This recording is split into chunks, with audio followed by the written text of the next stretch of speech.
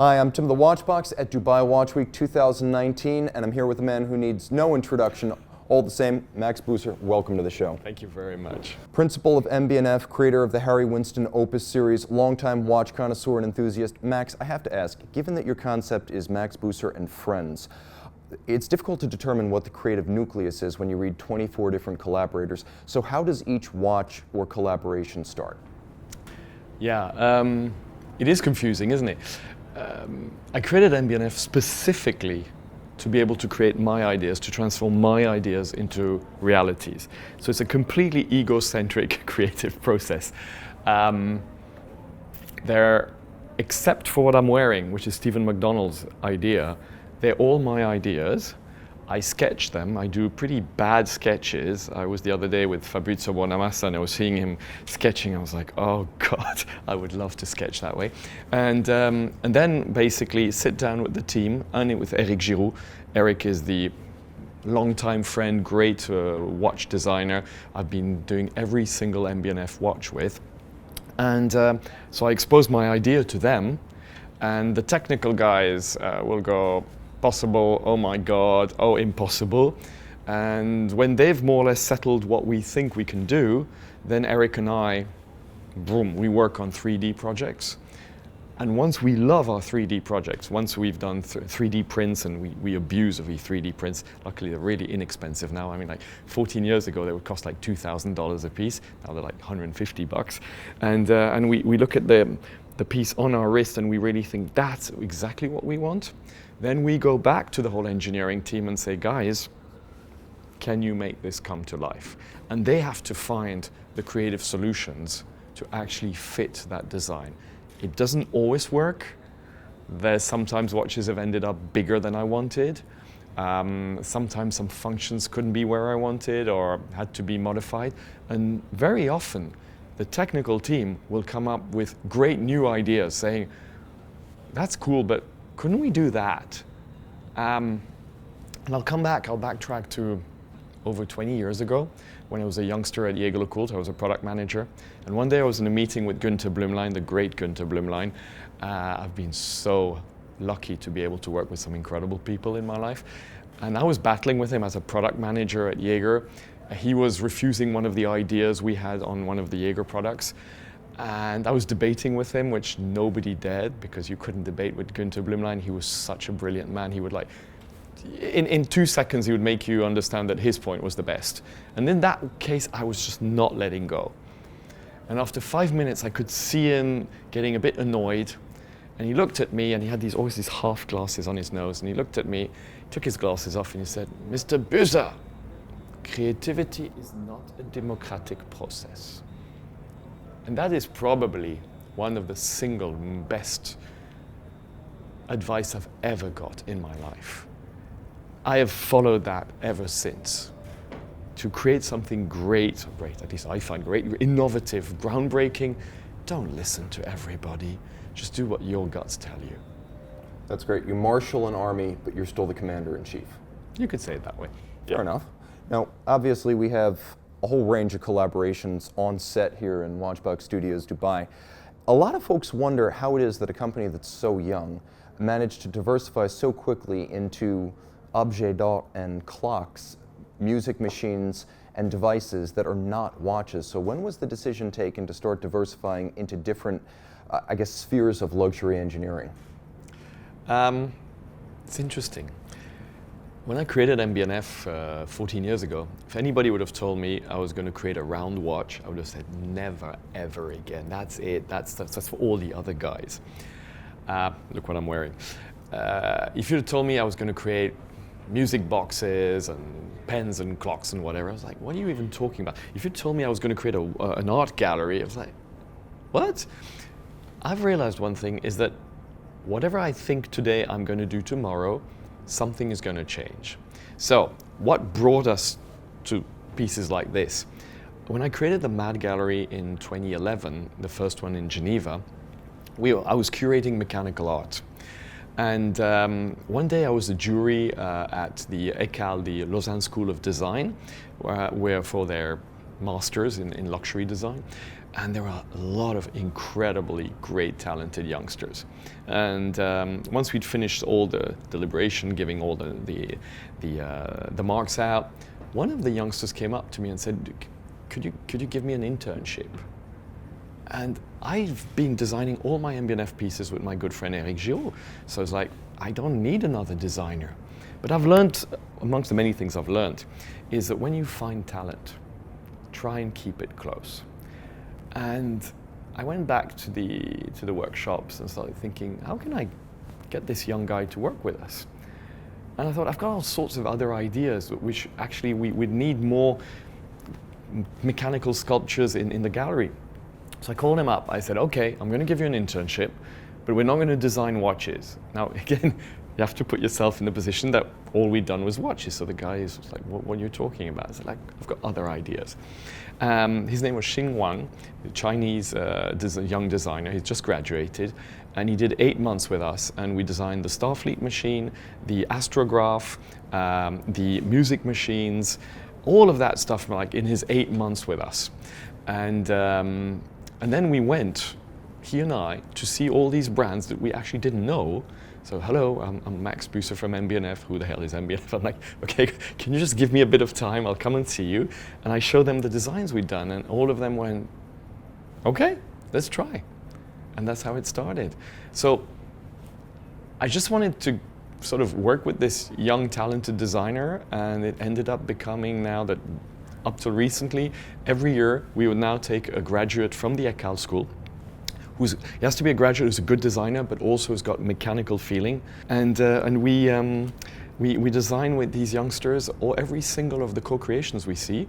Again, they mostly, in this case, my idea, and we work together and say, how can we make a really cool project? So it gives them work experience. Of course, they're paid for it.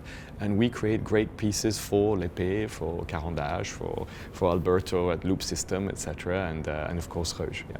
So now I have a question about how you transferred to MB&F from your prior gig, which was another sort of startup mentality. But with the Harry Winston Opus series, the focus, at least initially, early in the series, was to bring in one overarching master who would be really the captain and the nameplate, the marquee value, and be more or less unilaterally in control of the process. And the attribution was generally for that one master. And then at MB&F, you revealed the name of everyone, including the provider of the strap and the buckle. So how did you go from the one philosophy to the other? How did your thinking evolve regarding the way you advertise and promote the collaborators, or simply the way you explain the process of creation? Again, like in everything in my life is very much, I discover why I do stuff afterwards. I'm like in a perpetual psychotherapy process. I created Opus to help out a friend, a gentleman named François-Paul Journe, who was launching his brand in 2000, and who told me I saw him very often that week in Basel. I was at Harry Winston, he was at Journe, saying that, well, he couldn't really, it was difficult for him to explain what he was done because he'd also signed NDAs and things like that. And so I said, like, let's do something together. So it started off like that. It didn't start like some genius concept. It was like, let's help somebody. I found enormous pleasure working on those projects, and I found actually creators who, for most of them, didn't give a damn about what the public thought. And that got my heart racing.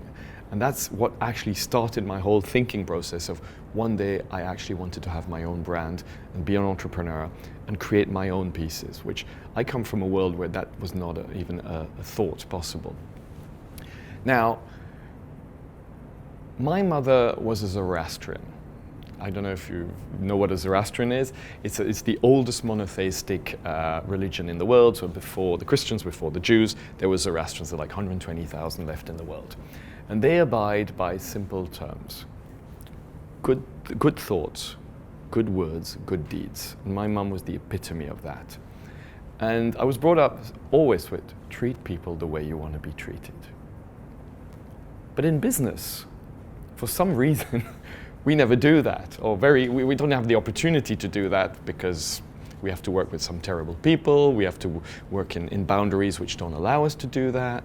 And so when I decided to do MB&F, and I've often told the case it was during a psychotherapy session. I realized that I have to abide by the principles my parents tried to teach me. Hence, I call the brand MB&F, Maximilian Büsser and Friends, because it was my way of saying, and people who share the same values. But it was more importantly, if I was somebody working for a brand, I would love that brand to say, he or she did the work. But most brands lie. They all say, we do everything ourselves. And I was just like, for me, it became simple. Suddenly, everything became simple. Just treat people the way you want to be treated. Now let's back up a little bit and talk a bit more about where you came from. Because initially you trained as an engineer. Early on in your career, you were a project manager at Jaeger LeCoultre. And then you had a long arc from being that kid with crazy ideas to the adult with crazy ideas, and it wasn't always linear. So let me just ask, what are your interests? Are you passionate about cars, speedboats, sailing, aircraft? What is it that excites you and starts the creative process? Dating back to childhood, what have you been into? For the very important part of MB&F, the pieces were influenced by what made my heart race when I was a kid. And I've often told the story that I was a very lonely kid. I had virtually no friends. I was the geeky. I once said my best friend when I was 16 was a Commodore 64. And so I had a lot of time to dream about all sorts of stuff, and I would make model airplanes, and I dreamt of being a car designer. And so all those things which built me and actually protected me from going insane when I was a kid started coming out when I finally authorized myself to create for myself. And I started MB&F at 38 years old. So we'll say that 25, 30 years of from one to the other. Then of course life changes. I've given an enormous part of my life to my work. My work when I was working for other companies, and of course for my company. My company was my life. When my wife-to-be met me and we started getting serious, I was very clear with her. I already have a child, or even 3 children, MB&F. And can you live with that? And then, and she said yes, luckily for me. And then one day, 6.5 years ago, I had my first child in my hands. And then I realized everything's going to change. So now I've basically carved out 40 to 50% of my life for my family, which also means that there is absolutely no space for anything else now, meaning it's MB&F and my family. And I've had so many other ideas and projects. I even created a fully new brand, which was ready to go a year ago. Products were there, everything, completely different brand, something which was really important for me, and I killed the project. I killed the project because I feel that I'm not spending enough time with my family, and I'm definitely not spending enough time with MB&F. And how am I going to do another brand with all of that? So when I do see something which captures my attention, be it an artist, an art piece, a piece of history, a piece of engineering which was done 50 years ago, that's what inspires me, I realize. Do you have specific machines that inspire you? Vintage watches, automobiles, aeronautical machines? Which ones are your favorite? What do you dream about when you dream in sheet metal? It's interesting. Creativity is a digestive process, meaning I never start off going, let's create a watch which looks like a plane because I used to love planes. That doesn't happen. If I show you the drawings of HM4 Thunderbolt, which was definitely a plane, it started off as actually a flat watch with a big balance wheel at the center and 2 dials on the side. And then you remember these, you see these designs of how ape became man. You've got all these sort of thing like the slope of evolution. Exactly. Well, the same thing happened there, where suddenly I thought, oh, maybe those dials, I could put them a little bit inclined like that, and a little bit more, and then the balance wheels were in front, and then I was like, no, let's put the dials in front, and then I like, and so we've got all these drawings of me driving Eric completely nuts. This was the beginning of my design process. Now I go much faster. I go immediately, but that was it, and then it was like, wow, let's make it into a plane sort of thing. But that was That was 6-7 months down the road. Today, ideas just form directly in my mind. It's a bit scary sometimes. I mean, like, you're going to see HM10 come out in March next year. It formed in my mind on a completely jet-lagged morning, going from the hotel in Tokyo to Narita Airport in the bus. Like, I was like dozing off like that. And I feel like Christopher Walken in Dead Zone. Sometimes I'm like, boom. Wow, that would be amazing. I'll try and keep that idea in my mind. Tim, I don't know where they come from. I actually don't know where they come from. And then I draw, I try and make that idea come into a 3D process, work with Eric, and then afterwards I realize that's probably where it came from. So it's a psychotherapy system, it's a digestive system. All the influences of the world have come into me, then at some point I regurgitate them in a different way. You've now got these 3 incredible BAT cars, it's Alfa Romeos, which are in London, and you see them on Instagram arriving, and of course I remembered them of a time when I used to research, and now they're back, and I'm like, wow. And suddenly I'm thinking, wouldn't it be cool to do something around that?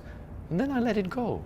And then maybe you're going to see, and honestly I have nothing in my mind now, but maybe in 3 years I'll start designing something with wings, and then I'll have to remember, I remember those bats. When you bring up topics like that, I love understanding the origin of an inspiration, even if it's not literal. And since you broached the HM10, can you give us a little preview of what to expect? Can you reveal the name? So, I'm not going to reveal anything on HM10. I actually shouldn't even be talking about HM10, but I'm going to reveal that on the 3rd of December, we're unveiling Thunderdome. So Thunderdome is an insane new piece, movement. It's been 4 years in the making, but actually it's been 28 years in the making. It goes down to my roots of how I started at Jaeger, and the people I worked with then, and how we managed to get back together, in fact, a quarter century afterwards, because it's all about karma. Creativity is all about karma. And so 3rd of December, you're going to see the Thunderdome. It's very difficult as a creator to wait for 4 years to talk about a project. It's incredibly frustrating. So my whole team says, please don't talk about these new pieces before they come out. But when we come so close to the end, I'm like, I have to talk about it. And so, but guys, you're going to have to wait for, like less than 2 weeks, and we're going to unveil Thunderdome. So let me ask you a question about picking favorites, because I know it's always difficult to choose among children, as they say. You have a family now, and you have that parallel family, MB&F. So amongst all of the machines, collaborations, performance art, everything you've done, do you have, it doesn't have to be a favorite, do you have standouts which you remember with particular fondness, or perhaps watches that are more likely to find your wrist on any given day? I think you have to dissociate from watches I want to wear and watches I created. What I mean is, if I look at my HM1, which was my foundation piece, it was the piece which was the most difficult to create ever. Maybe alongside the Flying T, which we just released, but for different reasons. There was so much doubt, so much introspection to try and create my first ever watch for myself. And I look at it today, I've got such fond and sometimes dramatic memories of it. Would I create that today? Absolutely not. The man I have become 14 years later, who's created soon, I've released 17 calibers, 17 concepts, does not want to explore the past, he wants to explore the future. So when I look at that piece, I remember everything which went on, and it's therefore a foundation piece is incredibly important. Do I like wearing it today? Probably not. But it's an iconic piece in my story. Same happens for HM4, the Thunderbolt. The Thunderbolt was the piece where I really thought I was going to bankrupt the company. We just barely survived 2007 for different reasons, barely gone through 2009 because of the big crisis. And in 2010, I unveil a watch where I'm thinking, who the hell is ever going to wear that? And it was the most dramatically important piece we'd ever done. And it ended up actually changing my life, because most of the retailers, when I showed it to them, didn't get it, which was exactly what I expected. And then when we launched it on the internet, suddenly everybody went wild. And over 4 years, there's never been an HM4 in a store practically. And even today, I mean, last week we had a retailer call us up like, I've got a guy, he just wants an HM4, but he wants a new one. I'm like, well, I'm sorry, but they've all gone out like 7 years ago. And they actually, even in auction, collect impressive prices today for a watch which is 10 years old.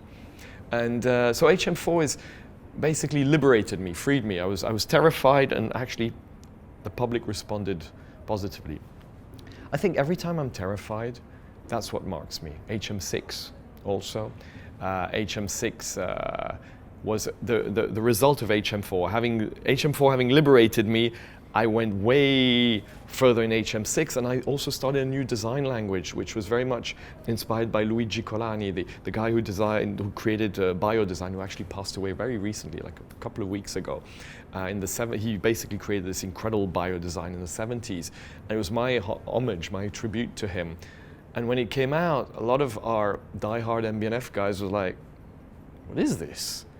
No. Go back to your other designs. What is this all roundy thing? We don't like that. I was like, well, that's what I want to explore. And like an artist, I'm going to explore that maybe for a few years, and then maybe I'll get bored of it and go to something else. Of course, the Flying T, which we revealed and launched this year, and which got the Grand Prix 10 days ago. Incredibly complex piece to create, because for the first time I'm not creating for myself, and I'm actually not only creating for somebody else, I'm creating for a woman, and I'm actually creating for the women in my life. So it's my way of saying I love you, it's my way of saying thank you. How do you put that into a design? So that was an incredibly complex creative process. I drove my team insane. They had never seen me that way, because the more I advance in my creative process, the more I know what I want, because it's an iterative process. You get more and more not sure of yourself, but you get more balanced. You know where you're going. And on there, I had no idea. So I started designing stuff which was around here, and then I was like, no, this doesn't work. Then I went there, then I went there, and every time we were starting the engineering, and they were like, and I was like, you know what, guys, no, this doesn't work. The poor engineering team was like, dude, what are you doing? I don't know. I just don't know. And it was worth it. But again, turmoil, terror, angst, being scared is what gives my greatest projects, I find. So this is kind of a form of discipline in the creative process, discipline in refusing an order for a very expensive watch in the HM4 when you could have easily just sold another one and built, I guess you made 100, you would have had 101. So given that discipline from a creative and production standpoint, MB&F as a whole has also been very disciplined in its production. I want to say you made something like 230, 240 last year? 218 last year. I think we're going to do 210 this year. We stopped growing the company in 2013. I don't know if that was your question, but yeah. How do you reach that decision, and how do you hold back in a kind of boom and bust cyclic industry? It seems like most would make hay while the sun shines, and you are much more disciplined, and I guess you've got an integrity about that because you could sell more. But why not? Because the whole goal of the company is to be A, proud, B, happy. Proud, I want to be able to look back at my life and the last day of my life and go, you did what you believed in, integrity, creativity, values, and being happy. In 2013, as I said, my first daughter was born, second one was born then 2017, and I realized I have to spend an enormous time of my work, carve it out, and I want to spend that time with my family. I rarely saw my dad. When I did, he was of that generation that barely talked to me. I suffered a lot from that. I didn't want to reproduce that. So it just made sense. I was like, you know what? We're not going to grow the company anymore because anyway, I don't have enough time to give to the company for that. But also, and that's very important for new entrepreneurs who want to launch their company. A lot of young or not so young guys who want to create their brand or company come up to me and say, what advice can you give? I said, my number one, amongst the number one advice is you should know what size you would feel comfortable with, what size of company. And they all go, well, I don't know. If it works, if it sells, I'll grow it, and if it doesn't, I won't. I'm like, no, you can't think that way. And they're very puzzled because when I created MB&F, I had this dream goal, more or less 300 watches for $15 million and 15 employees.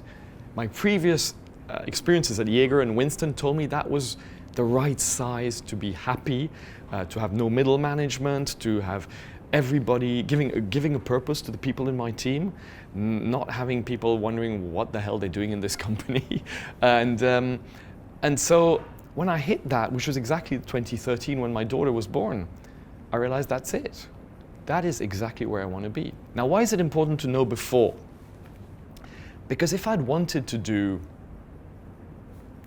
1,000 watches, 5,000 watches, 10,000 watches a year, every single decision I took in 2005 when I created the brand was wrong. The financing, I would have needed finance. The products I created, the people I surrounded myself with, every single business decision I took in the first years, which was aimed at going to that size, was wrong. I would have changed everything. I am where I am because I took those decisions knowing I wanted to be there. So that seems counterintuitive, but it's very important.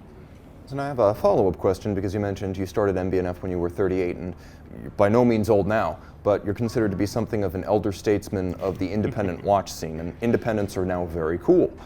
So having been early recognizing independence at Harry Winston and then early with the full disclosure collaborations with MB&F, what trends do you see as standouts today? Speaking as sort of, I don't want to say a pundit, but as an observer with a lot of access and experience, what are the standout trends in the industry? We've got everything from the rise of independence. We have, I think, insanity in the Rolex and Patek Philippe markets. We have the trade shows, if not declining, certainly changing their role and relevance. But what stood out to you, Max Büsser, over the last couple of years as a real thread of change and relevance to collectors within the industry? Something that just struck you as an outstanding evolution? Watches, events, people, awareness, any of that? We're at the moment of the last 18 to 24 months of a momentous change in our industry. As you just mentioned, all those things coming together. Who would have thought 5 years ago that Basel World would have been where it is now? Who would have thought that you now have 4 brands where people are queuing up and as soon as they buy the watch they can actually flip it and make money? I mean, 4 or 5 years ago, the only watch you could actually make money on was a steel Daytona. If you managed to get your hands on that steel Daytona, you'd buy it for 9 grand and sell it for 12 or 13, and that was it. And now you've got these 4 brands where a certain part of their production is, as soon as you get it, you can sell it for 20, 50, 100, 200, 300%. I have the feeling that is the biggest threat to our industry today, way bigger than smartwatches or anything else that could actually affect it.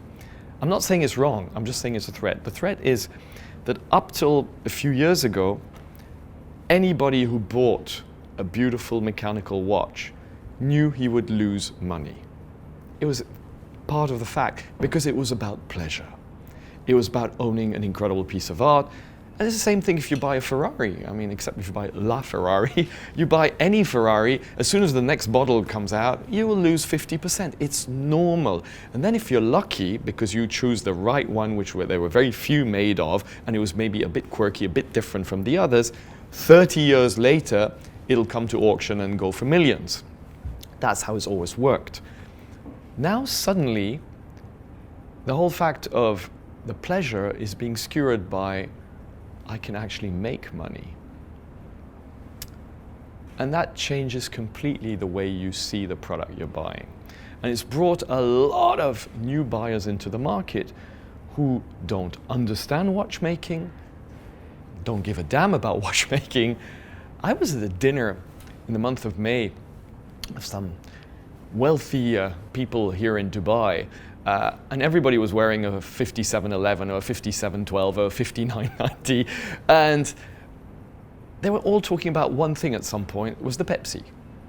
And it went on for 20 minutes, and I'm not talking, there's nothing to say about it. And at some point, somebody looks at me, and because I'm the watch guy, like, so what do you think of it? And I just look at them and I say, I think you don't like watches. And they looked at me and said, what do you mean? I said, any of you guys could buy a Journe tourbillon, a Voutilainen, if you name it, one of my perpetuals, anything of an incredible piece of horology. And you've been talking about for 20 minutes about a great tool watch, which goes for $9,000, and that you all want because A, you could sell it more expensive, and B, more importantly, you can't get it. Why? Why have you lost yourself in that? But anyway, I could go on rambling for hours, but I just think it's a pity. I can't do anything about it, and I think it's changing the way people look at watchmaking, and they're not looking at the fundamentals they should be, and they're just looking at making money. And I find it's a sad situation. I have a question for you that's a philosophical one, and I'm going to ask you to project into the future a bit. But oftentimes there are questions about how a company can institutionalize the influence of its founder and its innovator. I think people always wondered, can there be an Apple after Steve Jobs? There was once a question, can there be a Polaroid after Edwin Land? And the answer was largely no. Elon Musk, can there be a Tesla after him 50 years down the line? Is it possible for there to be an MB&F 50 years down the line or more without Max? That's probably what keeps me up at night for the last couple of years. When I created the company, I didn't care about that. It was all about expressing myself.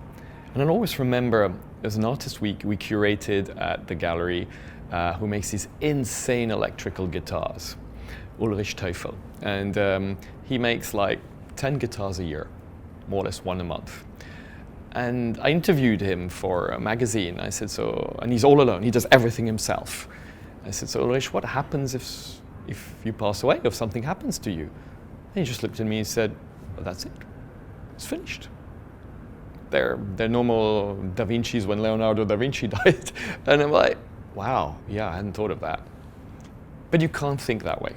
You just can't think that way, because at the end of the day, even though we believe we're creating art, there is an incredible foundation of people working on it, and a foundation of people who've actually owned your pieces. So already just for after-sales service purposes, but more importantly for all the people who've been living through this. And so I've been working over all these last years to make sure that if anything happens to me, the brand continues. First of all, I've aggregated an incredible team, an insane team. I mean, we've got, my job over the last 3-4 years has only been creative director. That's all I do, is I create. Everything else is being taken care of by the company. So you say, yeah, but what happens if there's nobody to create? Then if something happens to me, if I get hit by a bus, I've told the team, you're gonna have to find an art director. Like in every other world except in watchmaking, in fashion and other things, you get an art director. A guy or a lady who's got great ideas, who interprets the foundations the founder has done, and then continues. We've got an incredibly solid company financially also. We have no shareholders, no debt, no bank credit line. We absolutely auto-finance from the beginning. So it's not that suddenly we've got to have people who say, oh, now we want more growth, no more profit, and they're going to drive the company into the wall. No, that's not going to happen. Just go and find an art director. Of course, in our industry, it's going to be a little bit more difficult than in other industries, but that would be possible. Max, thank you so much for this. I really appreciated your insights. Pleasure. Thank you very much. Thanks to you, thanks to Mad Max, MB&F. Find them online and at M.A.D.Galleries worldwide. Time out, Tim out, and thanks for logging on.